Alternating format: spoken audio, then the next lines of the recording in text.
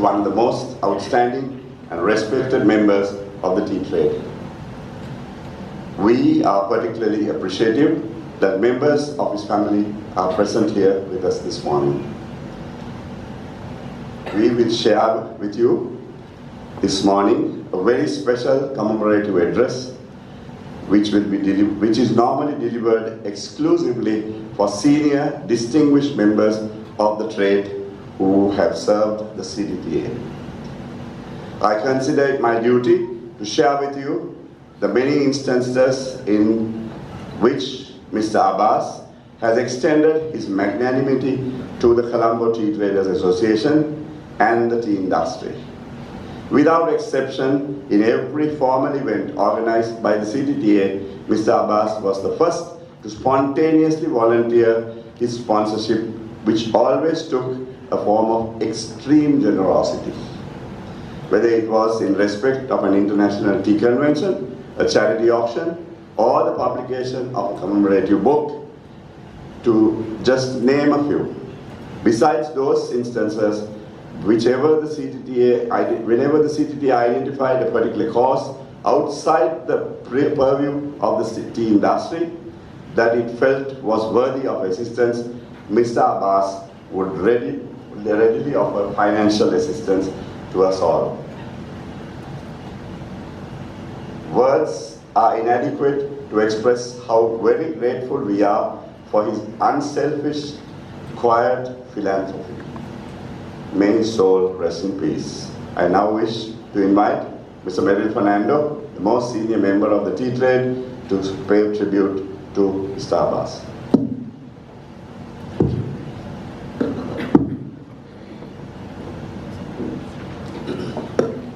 Good morning, friends. On that sad day, I received a very short message from Thailand stating, "Uncle, we lost Dad." I stopped everything and rushed to the hospital. There, the four brothers, gave me the honor and the privilege of taking a look at their father's face. And I was able to say, "Goodbye, my friend, until we meet again." So I thank Tayab, Aski, Hatim, and Masood for giving me that privilege. Thank you.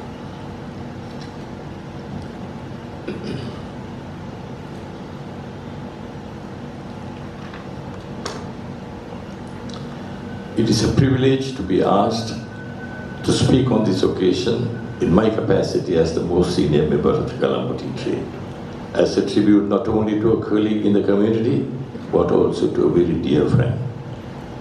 It is with profound sadness that we gather this morning in the main sale room of the Colombo Tea Auction as a tribute to the late Deshamanya Sheikh Abbas Akbarai, who passed away on 25th February, barely a month after his 87th birthday, following an illustrious association of almost 70 years with the industry he loved and in which he reached extraordinary heights. He was one of the most respected and successful personalities in the global tea community, and the wide cross-section of his friends, acquaintances and admirers, of which he had many, are deeply saddened by his demise. He was a gentleman of great integrity and honorable character. We are honored by the presence of the members of his family to participate in this tribute. We take this opportunity to express our condolence to each and every one of them. On completion of his secondary education at St. Peter's College, Mapalapitiya in 1951, at the age of 18 years, he joined his father in the tea section of Heptula Boys at Grand Pass, which just 2 years later was converted from a partnership to private limited liability company, Invest Heptula Boy and Company Limited. Following his initial introduction of some months to the mysterious and intriguing art of tea tasting under the tutelage of his father, he realized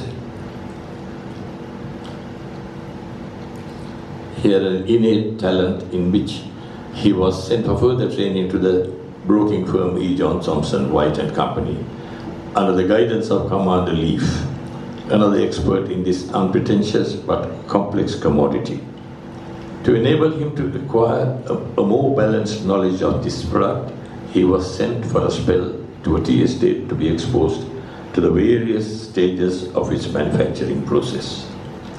Whilst being one of the very few well-established Ceylonese companies in the tea business in the 1950s, exclusively servicing the export market, Hiptalaboy was overwhelmingly dwarfed by the large European firms that dominated the auctions as well as the export trade.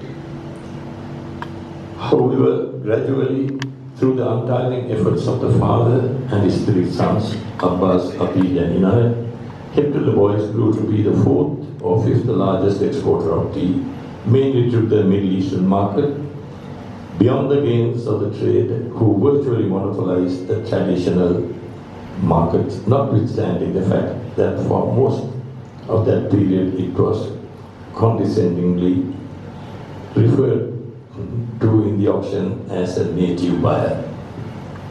Eventually, as a result of this unprecedented success, as well as being acknowledged as a worthy competitor on equal terms by the European firms, the rest of Hiptalaboy's extended family did not take kindly to the prominence and admiration of the siblings received.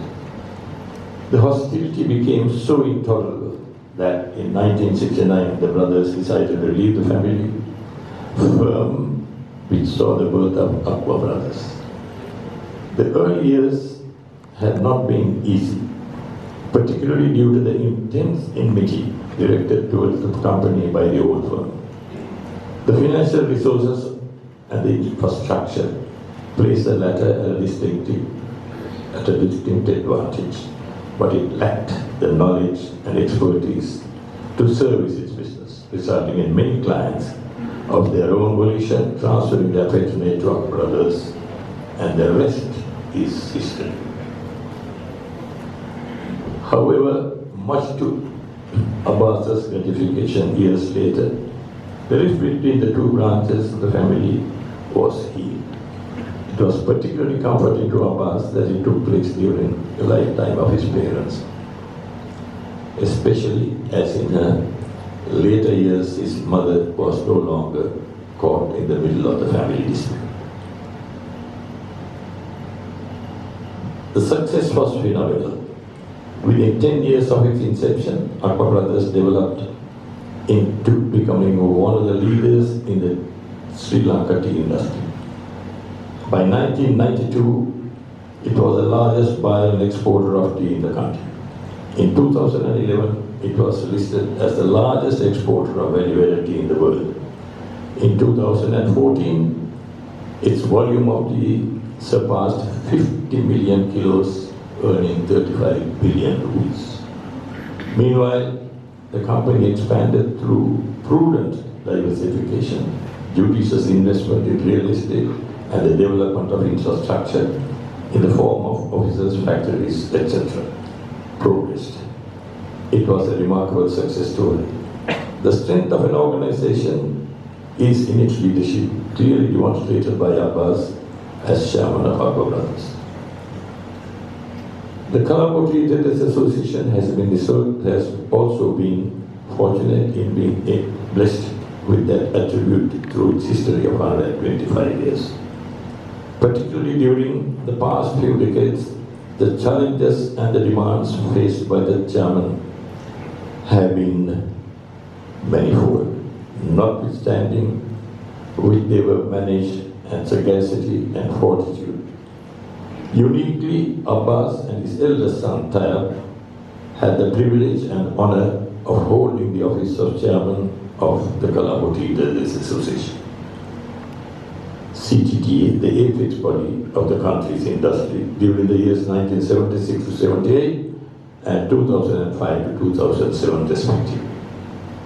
Abbas was bestowed the singular honor of honorary life membership, which was conferred on him by the Colombo Teachers Association for his service to and contribution to the association and the tea industry. His father, Sheikh Akbar Ali Taibai, received similar recognition, another unparalleled attainment by father and son. Throughout all this, Abbas served the industry in various capacities and had other honors bestowed upon him. He was founder of the Colombo Tea Traders Charity Trust. He served as an advisor to UNCTAD Committee on Tea. He was a member of the panel of arbitrators from 1995 to date. He was appointed as a surveyor assessor for tea of the Ceylon Chamber of Commerce since 1994 to date. He served on the committee of the Ceylon Chamber of Commerce. He was a member of the Tea Promotions Marketing Committee. He was conferred with the NKD by His Holiness Sayyidina Muhammad Burhanuddin for service to the community. He was honorary consul for the Hashemite Kingdom of Jordan from 2005 to 2016. He was conferred the title of Desamanya, Pride of the Nation, on March 20, 2017 by the President of Sri Lanka for meritorious service to the nation. He was one who always tread the straight and narrow and was passionate regarding the preservation and reputation and integrity of Ceylon tea and this great industry, constantly reminding others of the rewards of upholding high standards. He is an extreme, exemplary example to be followed. We were truly proud to have had Abbas as a senior colleague in the tea trade, and we shall miss him. However, I would be remiss if I did not mention that with Abbas it was not all work and play.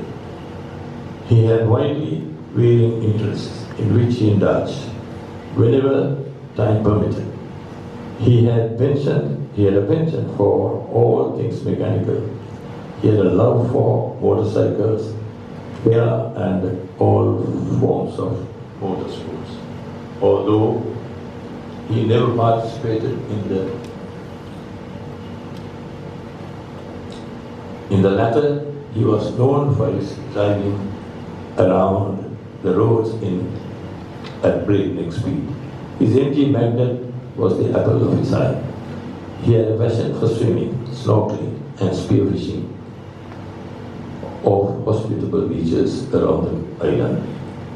Driving and riding together with friends to far places in the country on long excursions or weekend trips to cultural sites, wildlife sanctuaries, remote villages, and camping and hunting in the wilds were favorite pastimes of his. Taking priority over all else was his family. He was a devout husband, father, and grandfather. And as he himself declared, his greatest blessing and happiness was to be surrounded by them. In the words of William Shakespeare, in Hamlet, I would now say, good night, sweet prince. May the angels sing upon you to sleep in the arms of Jesus Christ. May I now request you to stand up and observe 1 minute silence as a mark of respect and honor of his memory, which I cherished for many years.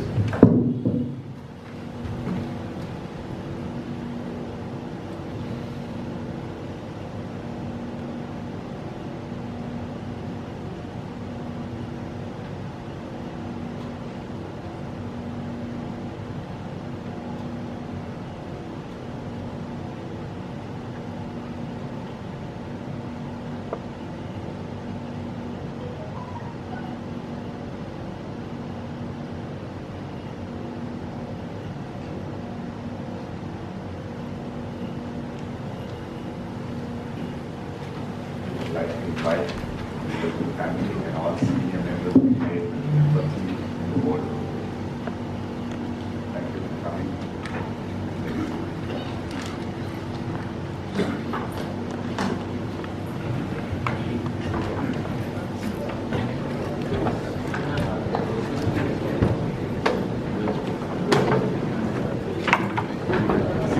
Yeah,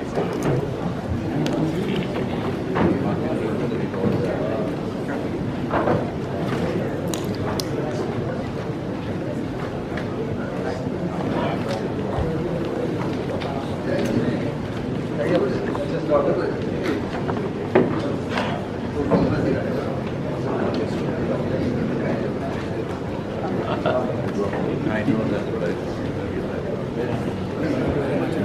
a good thing to